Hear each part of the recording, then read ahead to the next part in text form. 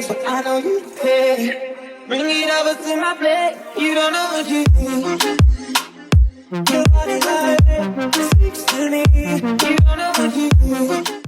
Hey guys, welcome back to my series Real Estate War Stories. Today I have with me my friend Mo. I'm very excited to hear a lot of what he has to share today. So Mo, if you can, just introduce yourself. What is your title? How long you've been doing real estate, and where do you service? Of course, first of all, thank you for having me. I really appreciate it. Of course. It's a wonderful studio here. My name is Mohammed. Everyone just calls me Mo. I've been investing in real estate since 2019.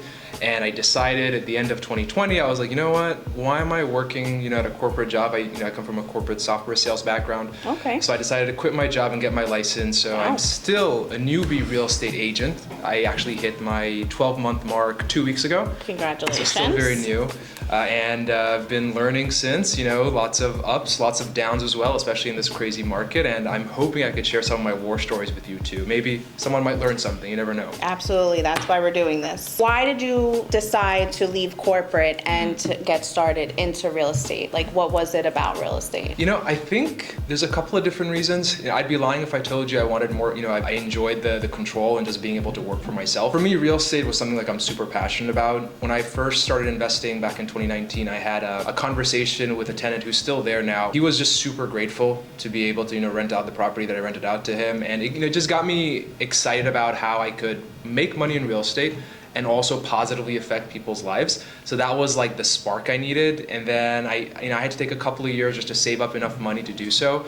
And once I felt comfortable, I was like, you know what? This is what I'm super passionate about. Why am I wasting time working for someone else? Let's go and let's see what happens, And here I am 1 year later.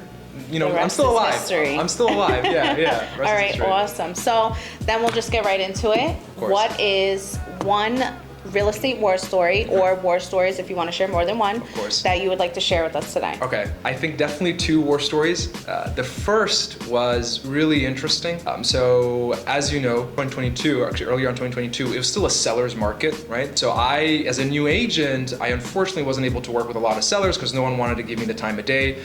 There's always a silver lining though. I ended up working with a lot of buyers that, weren't getting their offers accepted because no one wanted to give them the attention because their offers weren't strong enough at that market.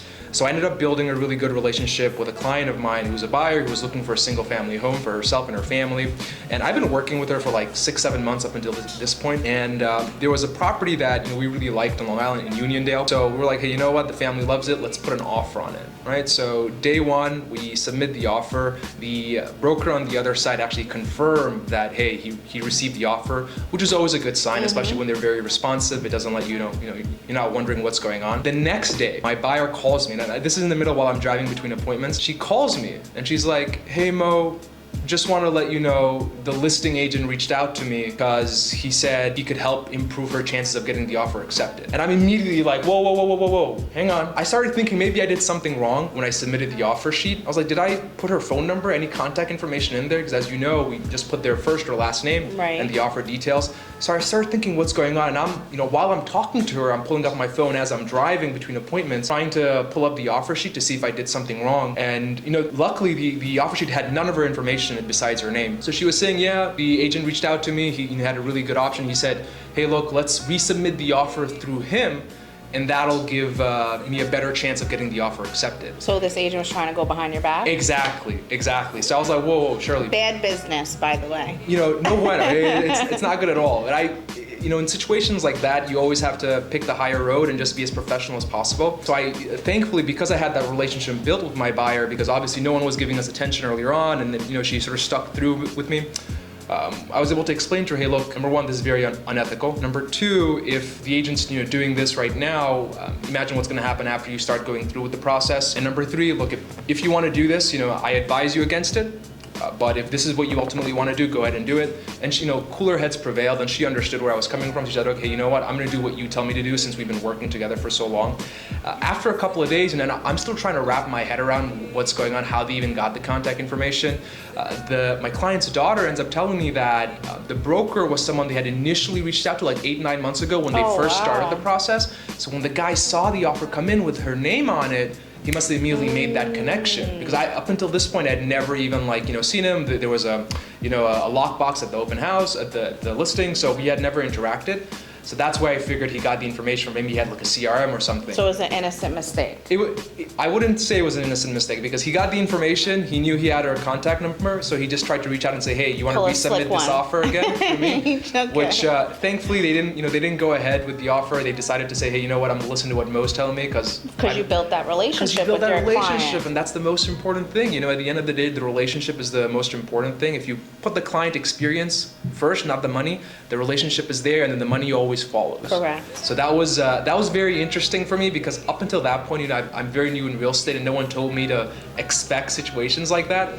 Luckily, it all worked out, though. Knock on wood. But it's now when I'm entering the interactions or in the offer process or negotiation process, I always get everything in writing, and I always make sure that if I'm working with a client, for a very long time, I make them sign an exclusive agreement. So that way, there's more protection for me and for them too. Right, and it seems like you handled that very professionally. So you gotta always take the higher road. Yeah, I mean, it's your reputation's at the end of the day is the most important thing you have in real estate. It's a very relationship-heavy industry, and now I know if I God forbid ever come across another listing with that broker, I'm always cautiously optimistic.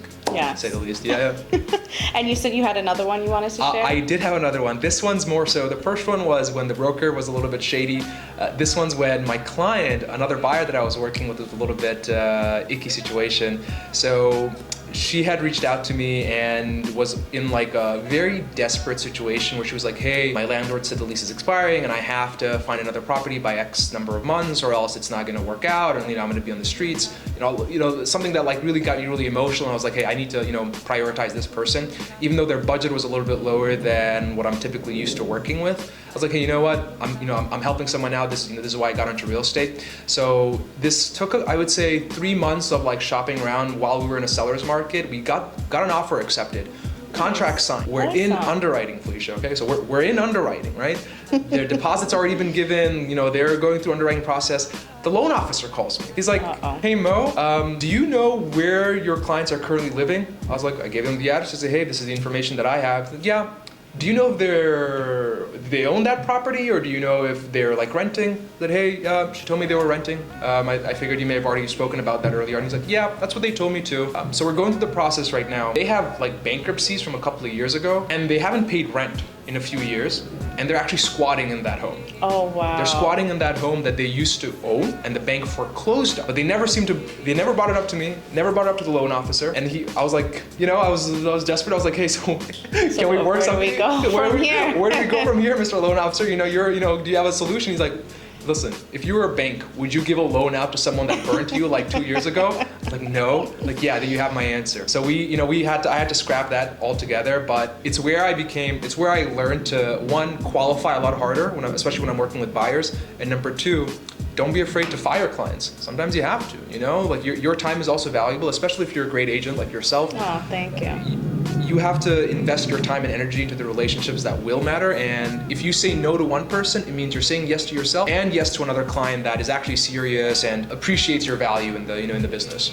I love that. I love that. And to just piggyback off of that, that's why a lot of buyers will get annoyed if we want a pre-approval or just something that shows that you're serious. It's not because we want to give you a hard time. It's just for these simple reasons. We don't want any hiccups along the way. So thank you so much for dropping those gems and sharing those stories. If our followers want to follow you, drop your socials. Absolutely. You can find me on Closed by Mo, Instagram, online, closedbymo.com, on YouTube as well. Thank you so much for having me, Felicia. I really appreciate it. Thank you so much for coming. Thank you guys so much for listening, and stay tuned for the next one.